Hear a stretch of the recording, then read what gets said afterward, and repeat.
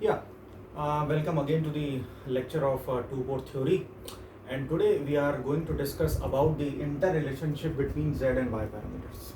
As I told you in the previous lecture, if we have the values of Z parameter, then we can calculate the values of Y parameter, and if we are having the values of Y parameter, then we can calculate the values of Z parameter. This is called the interrelationship between Z and Y parameter, and this is one of the important shortcuts you can say in two-port theory.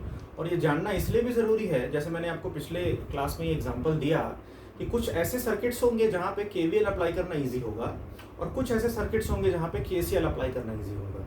जैसे जब हम T type के network की बात करते हैं तो KVL apply करना इजी होता है एज कम्पेयर टू केसीएल, लेकिन जब हम पाई टाइप के नेटवर्क की बात करते हैं तो केसीएल अप्लाई करना इजी होता है एज कम्पेयर टू केवीएल।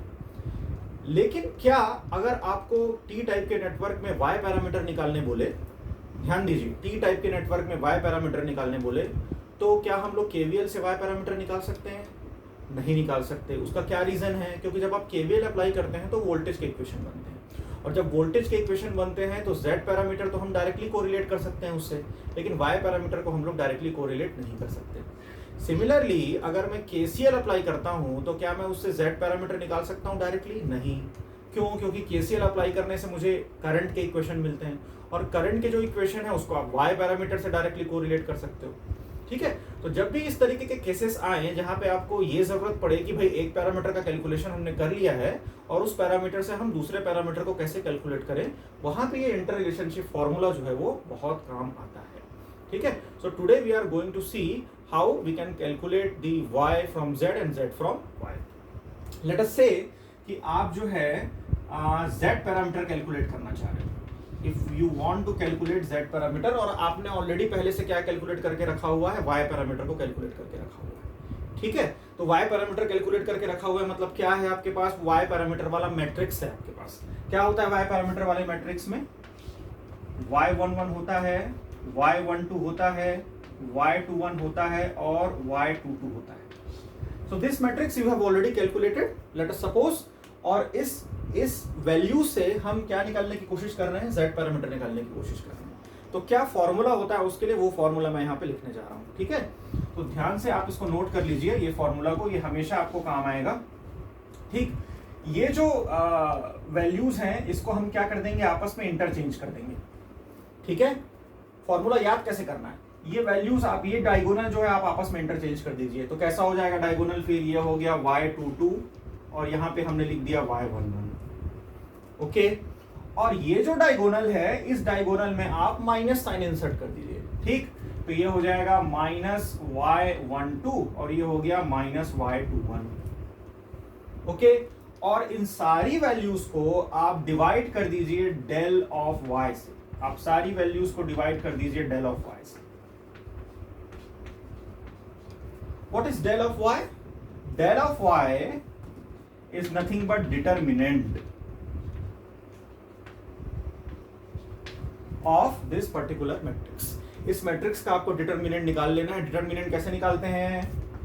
ये डायगोनल आप मल्टीप्लाई करेंगे y11 into y22 and then you will minus the value of y12 y21। इससे जो भी वैल्यू मिलेगी आपको इस कैलकुलेशन को करने के बाद, जो भी आपको डेल ऑफ y मिलेगा, उससे आपको सारे पैरामीटर्स को क्या कर देना है? डिवाइड कर देना है। तो इस तरीके से किसी भी y पैरामीटर कैलकुलेशन से या y पैरामीटर की वैल्यू से हम क्या कैलकुलेट कर सकते हैं? z पैरामीटर को कैलकुलेट कर सकते हैं। सिमिलरली अगर आपको किसी क्वेश्चन में ऐसा लगे कि आपने z पैरामीटर पहले ही कैलकुलेट कर लिया है, मतलब आपने ये मैट्रिक्स ऑब्टेन कर लिया है। कौन सा matrix? z11, z12, z21 and z22। ये आपने पहले से ऑब्टेन कर लिया है और आपको बोल रहा है एग्जाम में कि आपको y पैरामीटर को कैलकुलेट करना है। ठीक है, तो क्या कर सकते हैं उस केस में? आपको फॉर्मूले की जरूरत पड़ेगी y पैरामीटर, और y पैरामीटर किसके टर्म्स में निकालने की कोशिश करेंगे हम लोग? z पैरामीटर के टर्म्स में निकालने की कोशिश करेंगे। फॉर्मूला इंटरेस्टिंगली सेम रहेगा। सेम रहेगा in the sense the format will remain same.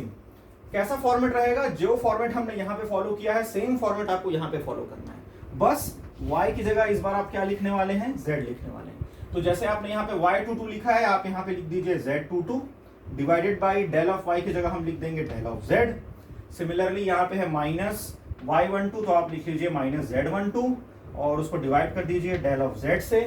Similarly यहाँ पे माइनस y21 की जगह लिख लिए z21 and then divided by del of z, और लास्ट में यहाँ पे y11 लिखा है उसकी जगह आप लिख दीजिए z11 और उसको किससे डिवाइड कर दीजिए, डेल ऑफ z से डिवाइड कीजिए।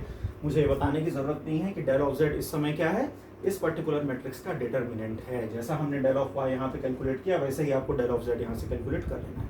तो del of z will be nothing but z22 into z11 minus z21 into z22। तो इस तरीके से ये इंटर रिलेशनशिप का फॉर्मूला हम लोग निकाल सकते हैं और ये बहुत काम आएगा आपके। इसको अच्छे से नोट कीजिए और इसको याद कर लीजिए। याद करना भी बहुत ईजी है। कैसे याद करेंगे मैं फिर से बता देता हूँ। इन दोनों वैल्यूज को आप आपस में इंटरचेंज कर दीजिए, ठीक है, इस तरीके से, ठीक।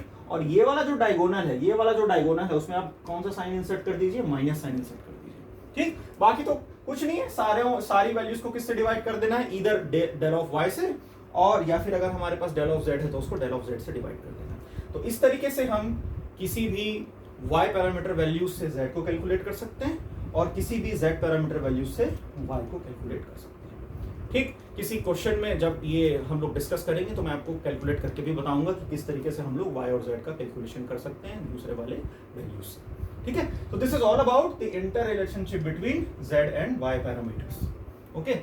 एक और इंटर रिलेशनशिप आपको बताना बहुत जरूरी है since we are studying the two port network, और हम लोगों ने लास्ट क्लास में डिस्कस किया about T and pi network. तो जो टी एंड पाई नेटवर्क है ये आप लोग पहले भी पढ़ चुके हैं। आप लोग इसको याद करने की कोशिश कीजिए कि जब फर्स्ट सेमेस्टर में आपने पढ़ा होगा या फर्स्ट ईयर में आपने पढ़ा होगा तो T and pi network, let me give the heading as inter relationship between T and pi network. तो याद कीजिए जब आपने फर्स्ट ईयर में पढ़ा होगा तो आपने पढ़ा होगा डेल्टा स्टार कन्वर्जन। एक स्टार नेटवर्क पढ़ा होगा आपने और एक डेल्टा नेटवर्क पढ़ा होगा। स्टार का डेल्टा में कन्वर्जन का फॉर्मूला पढ़ा होगा और डेल्टा का स्टार में कन्वर्जन का फॉर्मूला पढ़ा होगा, ठीक है। तो ये टी और पाई नेटवर्क बिल्कुल डिफरेंट नहीं है, वही है, ठीक। कैसे, चलिए इसको समझने की कोशिश करते हैं। यह है आपका टी नेटवर्क। इस तरीके से हम लोग टी टाइप के नेटवर्क को ड्रॉ करते हैं, ठीक। ये हो गया आपका टी नेटवर्क, ठीक। Late us say this is R1, this is R2, this is R3। इसी को ये जो टी नेटवर्क है it is nothing but a star network. अब इसी को स्टार के जैसे कैसे ड्रॉ कर सकते हैं, इस तरीके से ड्रॉ कर सकते हैं। This is nothing but a star network. ये हो गया आपका स्टार नेटवर्क। ये वही R1 है, ये वही R1 है, ये वही R2 है और ये वही क्या है, R3। तो ये network you are already known with this network. इसी को हमने इस फॉर्मेट में बना दिया, ठीक है। तो T network is nothing but a star network. और वैसे ही ये जो पाई नेटवर्क है, पाई नेटवर्क अब किससे रिलेट हो जाएगा, पाई नेटवर्क ऑब्वियसली डेल्टा नेटवर्क से रिलेट हो जाएगा। तो चलिए इसको भी करके देख लेते हैं। ये हो गया आपका pi network, this is my pi network, ठीक है। Let us say this is RA, let us say this is RB and let us say this is RC, ठीक। मैं इसको भी ज्वाइन कर लेता हूं। अब आप देखिए ये जो दोनों नोड हैं इसके बीच में तो कोई रेजिस्टेंस नहीं है। इसका मतलब ये दोनों जो ब्रांचेस हैं उसको आप एक ही नोड से क्या कर सकते हैं, कनेक्ट कर सकते हैं since there is no resistance. तो ब्रांचेस कितनी है यहाँ पे, 1, 2 और 3 ही ब्रांचेस है। इसको हम लोग ब्रांच कंसिडर नहीं करेंगे। क्यों नहीं करेंगे, क्योंकि यहाँ पे कोई कंपोनेंट ही नहीं है। तो देयर आर ओनली 3 ब्रांचेस। तो अगर मैं इसको डेल्टा के जैसे बनाने की कोशिश करूँ तो डायग्राम कैसे बन जाएगा, ये डायग्राम बन जाएगा इस तरीके से। ये हो गया आपका 1, then this is 2 and then this is 3। तो ये हो गया आपका RA, यहाँ से मिल गया RA, यहाँ से मिल गया RB और यहाँ से मिल गया RC, ठीक है। ये थोड़ा सा इंडक्टर के जैसे बन गया, लेट मी या। So this is how we can correlate between star and T and between delta and pi network, ठीक है। तो आज हम लोग ये भी पढ़ लेते हैं कि किस तरीके से आप किसी टी नेटवर्क को कन्वर्ट कर सकते हो पाई नेटवर्क में, या कहेंगे कि स्टार को कन्वर्ट कर सकते हो डेल्टा में, या फिर आप किसी पाई को कन्वर्ट कर सकते हो किसी टी नेटवर्क में। ये इंटर रिलेशनशिप भी बहुत इंपॉर्टेंट है और ये आपको हमेशा काम इसलिए आएगी क्योंकि कुछ ऐसे नेटवर्क होंगे जिनको टी टाइप से रिड्यूस करना आसान होगा और कुछ ऐसे नेटवर्क होंगे जिसको पाई टाइप से सॉल्व करना आसान होगा। तो जब आप पाई टाइप का नेटवर्क ले लेंगे तो उससे अगर आपको टी निकालना हो और कहीं अगर टी हो तो उससे पाई निकालना हो, उसके लिए ये इंटर रिलेशनशिप याद रखना बहुत जरूरी है, ठीक है। तो let us try to see the interrelationship or the conversion, ठीक। तो मैं कन्वर्जन के लिए मैं सबसे पहले आपको बताता हूं कि कोई पाई नेटवर्क है उसको हम लोग टी नेटवर्क में कैसे कन्वर्ट कर सकते हैं। अगर आपके पास कोई पाई नेटवर्क दिया हो तो उसको हम लोग टी नेटवर्क में कैसे कन्वर्ट करेंगे। तो let me draw a pi network. ये है आपका पाई नेटवर्क, ठीक। इस तरीके से कोई पाई नेटवर्क दिया हुआ है। Let me say that this is R A, this is R B and this is R C. ये है हमारा पाई नेटवर्क और इस पाई नेटवर्क को मुझे टी नेटवर्क में कन्वर्ट करना है, ठीक है। तो टी नेटवर्क अल्टीमेटली कैसा दिखने वाला है, इस तरीके से दिखने वाला है। ये हो जाएगा टी नेटवर्क मेरा और इस तरीके से मुझे उस डायग्राम को बनाना पड़ेगा, ठीक है। तो ये कन्वर्जन का क्या फॉर्मूला है इसी को हमको पढ़ना है, ठीक।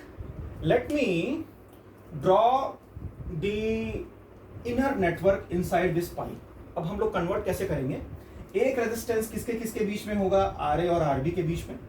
एक रेजिस्टेंस किसके बीच में होगा, आर ए और आर सी के बीच में। और एक रेजिस्टेंस किसके बीच में होगा, आर बी और आर सी के बीच में। कैसे, तो एक डॉटेड लाइन से मैं यहाँ पे एक रेजिस्टेंस को शो कर रहा हूँ। एक रेजिस्टेंस इसके बीच में आ जाएगा, एक रेजिस्टेंस जो है वो इसके बीच में आ जाएगा और एक रेजिस्टेंस जो है वो इसके बीच में आ जाएगा। तो इन दोनों के बीच में हम एक रेजिस्टेंस निकाल लेंगे, उसको हम लोग लेट अस से कि R1 नाम दे देते हैं। इन दोनों के बीच में एक रेजिस्टेंस कैलकुलेट कर लेंगे, लेट अस से कि हम उसको R2 नाम देते हैं। और वैसे ही इन दोनों के बीच में एक रेजिस्टेंस कैलकुलेट कर लेते हैं, लेट अस से कि हम उसको क्या नाम दे देते हैं, R3 नाम दे देते हैं। अब ये R1 और R2 और R3 का ही फॉर्मूला हमको निकालना है, ठीक। तो R1 कैसे निकालोगे आप, ये R1 का कैलकुलेशन करना है।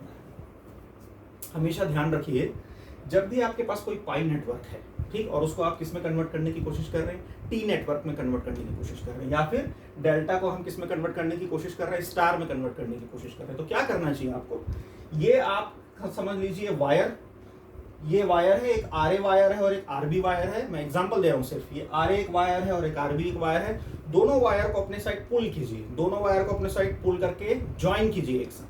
तो पुल करके ज्वाइन करने का मैथमेटिकल मीनिंग हो गया दोनों का मल्टीप्लीकेशन, ठीक है। तो आर ए और आर बी, ये हमने लिख दिया यहाँ पे आर ए आर बी, ठीक। तो ये आर ए आर बी आ गया आपके न्यूमरेटर में और डिनोमिनेटर में कुछ नहीं होगा, सारे रेजिस्टेंसेस को आपको क्या कर देना है, ऐड कर देना है। तो ये हो जाएगा R A plus R B plus R C. तो इस तरीके से हम लोग कैलकुलेशन कर सकते हैं किसका, R1 का। R1 जैसे ही निकला आप यहाँ पे उसको प्लेस कर दीजिए। ये पहला रेजिस्टेंस है R1 जो इन दोनों के बीच में निकला, तो हमने उसको यहाँ पे प्लेस कर दिया। सिमिलरली R2 का फॉर्मूला क्या हो जाएगा, R2 का फॉर्मूला हो जाएगा RA इंटू RC। अब इन दोनों वायर को आप पुल कीजिए तो यहाँ से आपको एक रेजिस्टेंस मिलेगा जिसको हम बोलेंगे लेट अस से R2 इक्वल्स टू, इन दोनों के बीच में हो गया RA RC और डिनोमिनेटर फिर से सेम रहने वाला है RA plus RB plus RC, ठीक। तो ये हो गया सेकंड फॉर्मूला। सेकंड फॉर्मूला के बाद इसी में आपको अगर थर्ड फॉर्मूला निकालना है तो किसके किसके बीच में निकलेगा, आरबी और आरसी के बीच में निकलेगा। मुझे बताने की जरूरत नहीं है बट फिर भी let me complete the topic. RB और आरसी के बीच में आ जाएगा तो आप लिख देंगे RB into RC upon R A plus RB plus RC.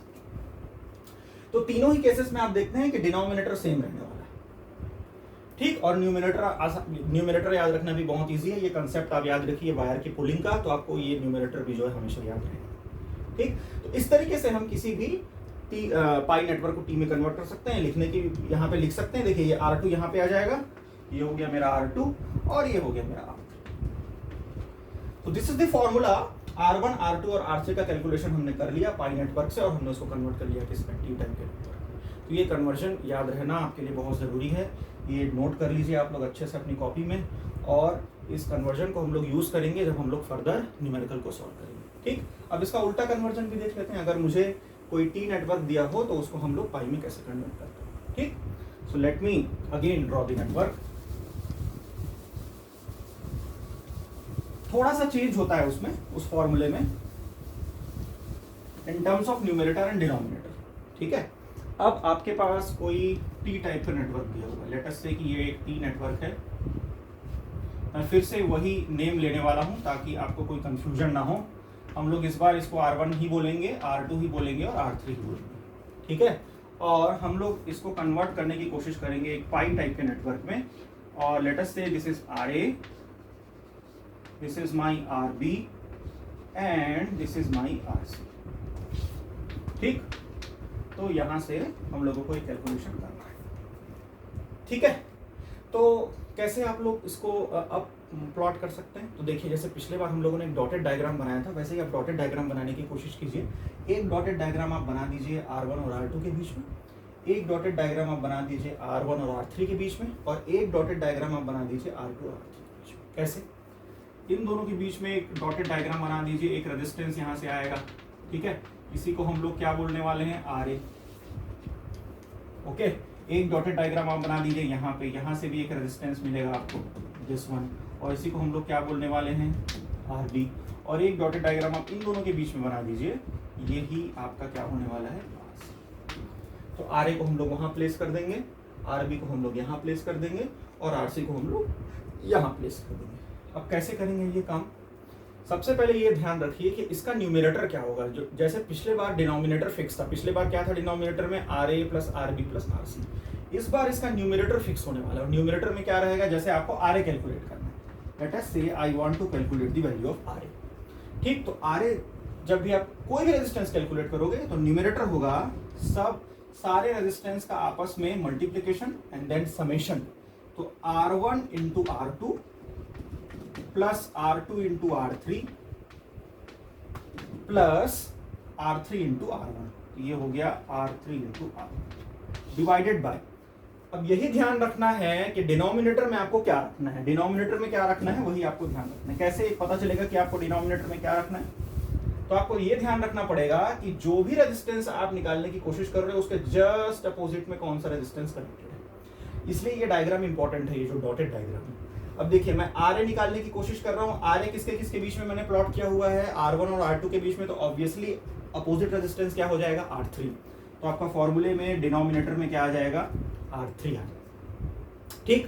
Similarly अगर आप RB निकालने की कोशिश करें, लेट अस से कि आप RB निकालने की कोशिश करें, अब RB किसके किसके बीच में है?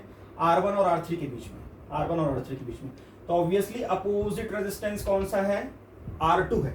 न्यूमरेटर तो सेम रहेगा, तो ये हो गया R1 R2 plus R2 R3 plus R3 R1 divided by, हम लोग इस बार न्यूमरेटर में क्या प्लेस कर, डिनोमिनेटर में क्या प्लेस कर देंगे? ये कैलकुलेशन हो गया आपका RB के लिए। तो हमने RA निकाल लिया और क्या निकाल लिया? RB निकाल लिया। अब इस RC की बात करते हैं, ठीक। अब RC किसके किसके बीच में है? R2 और R3 के बीच में, इसलिए अपोजिट रेजिस्टेंस क्या है इस केस में? R1 है ऑब्वियसली। तो RC इक्वल्स टू हो जाएगा R1 R2 plus R2 R3 plus R3 R1 divided by, यहां से आ जाएगा, तो एक बार आप R3 से डिवाइड कर रहे हैं, एक बार आप R2 से डिवाइड कर रहे हैं, और एक बार आप किससे डिवाइड कर रहे हैं? R1 से डिवाइड कर रहे हैं। Numerator will remain same as in previous case, denominator was same, ठीक। तो इस तरीके से हम किसी भी टी नेटवर्क को पाई नेटवर्क में कन्वर्ट कर सकते हैं, या किसी भी स्टार को किस में कन्वर्ट कर सकते हैं? डेल्टा में कन्वर्ट कर सकते हैं। तो ये हो गया inter relationship between T and pi network. तो आज के जो दोनों कंसेप्ट हैं वो आपको बिल्कुल क्लियर होने चाहिए, Z को Y में और Y को Z में कैसे कन्वर्ट करते हैं, एंड सिमिलरली स्टार को डेल्टा में, डेल्टा को स्टार में, या पाई को टी में, टी को पाई में कैसे कन्वर्ट करते हैं। This is all about today's lecture.